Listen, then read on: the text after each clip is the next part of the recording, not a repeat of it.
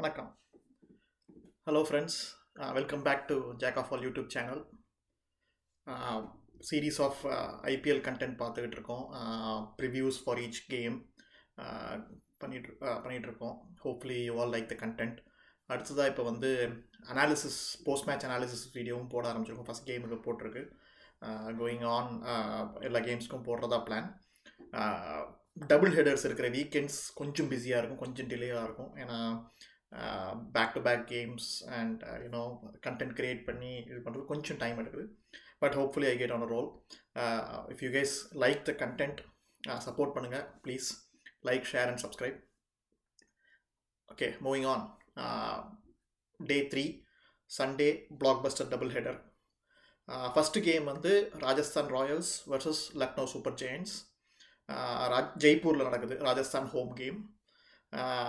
Rajasthan, the first IPL champions ever, the OGs under Shane Warne captaincy, without any superstars and all that, or underdog team இருந்து somehow got to the title.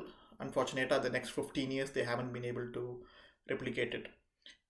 They've had a few good seasons here and there, but some questionable decisions in the auction அப்படி இல்லைன்னா due to big gamesல வந்து perform பண்ண முடியாத ரீசன்ங்கிறதுனால they haven't been able to repeat that initial success. Lucknow, fairly new team. This is just their third season, and first two seasons was pretty decent. I think they were in the playoffs for one the first year, so they have done decently well, and so hopefully this year is better for them. So we'll see. Positives and negatives அப்படின்னு பார்த்தா for Rajasthan, positives வந்து they have great spinners, right? Chahal, Ashwin, both of them are automatic picks. அப்புறம் வந்து the other thing is their international stars, Josh Butler, அப்புறம் Shimron Hetmeyer, எல்லாரும் வந்து IPL they have done well. Trent Bolt, he is crucial up top, and Yashasvi is just coming off of a successful test series. He's had a great year last year. He has kind of become an all format opener. He can play in different gears, so all that is positive. Negatives வந்து என்னன்னா, they made a couple of questionable things with player retention and during the trade window, mini auction and all that. They let go of someone like Jason Holder, and Jason Holder is someone who can give you 2 to 3 overs in bowling, and lower down the order someone to power hit. So they let go of Jason Holder, and then they also let go of Devdutt Padikkal. Padikkal was a good number 3 for them, left-hander, so that would have helped too. So they let go of Devdutt Padikkal, and also their international stars like Adam Zampa on the last minute pull out பண்ணதுனால their international roster thinna irukku. They only have a few people to even choose from, right? So அதெல்லாம் வந்து their negatives. So they really have to be strategic about எப்படி அவங்க bowling options use பண்ணுறாங்க அதெல்லாம். Moving on to the other side, Lucknow வந்து sometimes I think Lucknow has a problem of plenty, especially when it comes to their overseas players. Share ஆட்டோவில் ஏற்றுற மாதிரி எல்லாரையும் அனீவா எல்லாரையும் இது பண்ணிட்டு they cannot fit in. They can only pick 4 people, yeah. And அதில் வந்து there are obvious choices that you cannot look beyond. Marcus Stoinis, Nicholas Puran, அப்புறம் வந்து Quinton de Kock even. Unfortunately last year Quinton de Kock வந்து qualifiersல he was benched in the qualifying game, and Kyle Myers played in his place, and unfortunately he didn't click. So அது ஒரு problem. Which overseas stars do we keep in the team, and which ones do we bench? So அது ஒரு problem லக்னோவுக்கு இருக்கு. But if you look at the positives, எடுத்துக்கிட்டா obviously when you pick any of these overseas stars, a lot of them are going to deliver. They are match winners by themselves. Plus KL Rahul is back. Last year due to injury nala he almost didn't play the whole season, I think, and Krunal Pandya was captaining the team, so that was a big handicap. So in the way KL Rahul is back, and he also has had some injury concerns. So hopefully full tilt if he's back and performing now, that's definitely a positive. Another negative their bowling lacks experience. Pretty much எல்லாருமே they've only had a few games under their belt. So அதனால் bowling experience இல்லை. That would be one thing. So can they step up அப்படிங்கிறது பார்க்கணும். And again, going to first 11 that I think would make the most sense. Obviously, team perspective will be different. First, starting with Rajasthan, top of the order, Yashasvi Jaiswal and Josh Butler. Proven combination. One or the other, most times click aiduvanga. So, left-right combination also. And number 3, I have an interesting proposition. Okay. Riyan Parag has been with Rajasthan Royals for a few years now. But, we all know Riyan Parag, social media, he talks a lot of smack, right?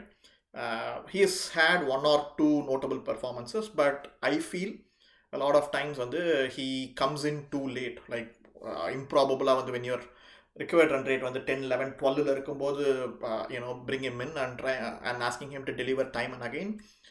I don't think it's fair on him. So, and இப்போ recently concluded Syed Mushtaq Ali tournament Riyan Parag had the most runs, so he was the highest scorer. So I would actually think Rajasthan Royals should throw him a challenge, say we think you're capable, we think you can deliver. So I wouldn't mind actually Riyan Parag pushed up to number 3, because they don't have Devdutt Padikkal, who used to be in number 3. So they need someone at number 3. So I'm hoping Riyan Parag slotting in there might be a good one. But we have to see. Number 4 Sanju Samson, the wicketkeeper and the captain. And 5 and 6 I have gone with Shimron Hetmeyer and Rauman Powell. Okay, so Shimron Hetmeyer has been playing for Rajasthan for a couple of years. Again, clutch situations, game nalla aadi kuduthirukar. So Hetmeyer on him.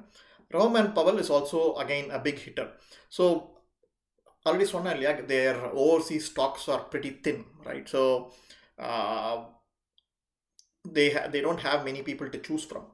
So Rauman Powell probably as a power hitter, and maybe he needs to give them a couple of overs of bowling also, like Jason Holder panna or roller.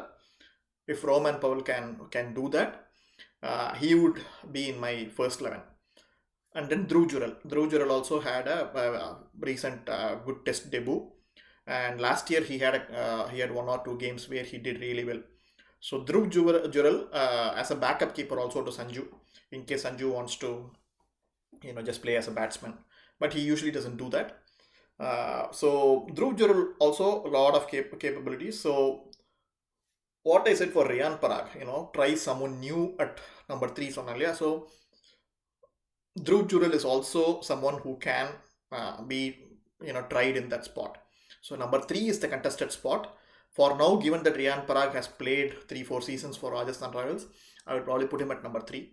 And Dhruv Jurel may be a floater depending on the match situation. Number 8, Ashwin. Ravi Ashwin automatically picks himself for his bowling skills and also some lower order hitting if needed. And then Trent Bolt, the international. So power play he is able to swing the ball and he is a key wicket taker. Trent Bolt. And Yuzvendra Chahal, leggy, who will give you wickets in the middle overs. So the other one I want to talk about who pairs up with Trent Bolt, right? So couple of options. One, Kuldeep Sen bowled for them well last season, I think. So he has good pace also. So Kuldeep Sen would probably be a good choice. So see, the problem that Rajasthan is going to have is that Trent Bolt is not a death bowler, right?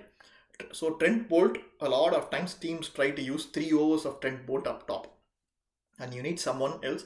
So either bowl Ashwin in the power play, maybe Kuldeep Sen in there, maybe Rahman Powell over here or there, and the Madri. And in this trading window, they have the Padikal they let off Sonalia. So Padikal Bada they brought in Avesh Khan. Even though Avesh Khan has punched below his weight, I think Avesh Khan can be used in the death. He's better in the death than at the start.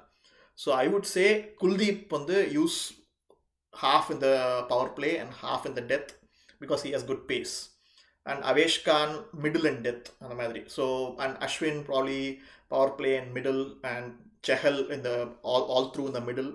So that is probably the strategy that I would propose. For so Avesh Khan, the other option is Navdeep Saini, but Saini can be expensive. That's the unfortunate truth. He can be expensive. He can be wavered. So for now, Avesh Khan would probably trump over Saini. Batting, they don't have too many options to actually do a bad impact sub. There's a couple of people, Abid Mushtaq and Shubham Dubey in the squad, but I don't think any of us have seen them in action. So we have to see first couple of games how that plays out. That will be my Rajasthan 11. Okay, moving on to Lucknow. There is a question about where Rahul should bat. I still think Rahul should open because that's where he is most capable. He can create the most damage, and I would definitely play Quinton de Kock. So opening 1 and 2, de Kock and KL Rahul. Number 3 again Ayush Badoni did very well 2 seasons ago, right? Crucial knocks in 2022 he played. Unfortunately 23 he could not replicate as much.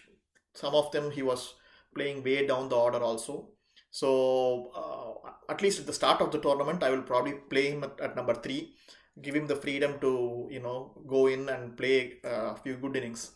Ayush Badoni at number 3, Deepak Hooda at number 4. Once again, a big hitter. Deepak Hooda can hit big sixes. He can also give you off spin bowling kuduthalam. Marcus Stoinis at number 5. So Hooda and Marcus Stoinis, depending on game situation, they can be interchanged. Marcus Stoinis match winner on his day, he can absolutely thrash that position. Same thing goes with next pick is Nicholas Puran. So again, he is also a backup keeper. So Quinton de Kock as a keeper and Nicholas Puran as a fielder is what I would go with. But team management, I don't know what they'll do. So Nicholas Puran at number 6. Number 7, Krunal Pandya. So Krunal Pandya, he was the captain last year. And see, Krunal Pandya, for me, he gives you quiet overs, but I don't regard him as a wicket-taking bowler, right? So Krunal Pandya sometimes overreaches. Even last year, 23 during the qualifier game, what he did was, he came 1 down, he opened the bowling and all that, and it didn't work, right? So Krunal Pandya, I wouldn't. Sometimes he overreaches, so I think use him judiciously in the power play and middle overs is what I would say. Krunal Pandya at 7. Mohsin Khan at number 8. He had a good 2022. Last year injury he could not play. Left armer and he was successful. So left arm fast bowler Mohsin Khan. And then I have Shamar Joseph. So Shamar Joseph recently test West Indies he was a test hero. He doesn't have much experience in limited overs, but once again they don't have a choice, right? They need to pick from the squad they have. And then Ravi Bishnoi, we all know leg spinner, very capable, produces wickets. Ravi Bishnoi, and I have Yash Thakur at number 11. Once again, young bowler. Last year he took wickets, but he was expensive. But I think he can definitely deliver. So Shamar Joseph, Mohsin Khan, and Yash Thakur. I think given the inexperience, I think very minimal number of exposure the white ball cricket. But between them, I think they would do good. And batting impact sub Devdutt Padikkal. I think he was specifically brought in for that reason. Impact bowling I don't know if they need it, if this is their first choice, but if they are going to, either Shivam Mavi, fast bowler, Abdilana, Manimaran Siddharth. He had a good TNPL, but once again he is a left arm orthodox. They already have Krunal Pandya in there. This would be my top choice. Lucknow 11. Let's see how the game turns out.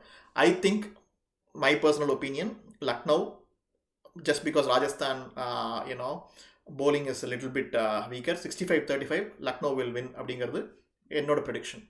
Let's see how it turns out. வணக்கம்.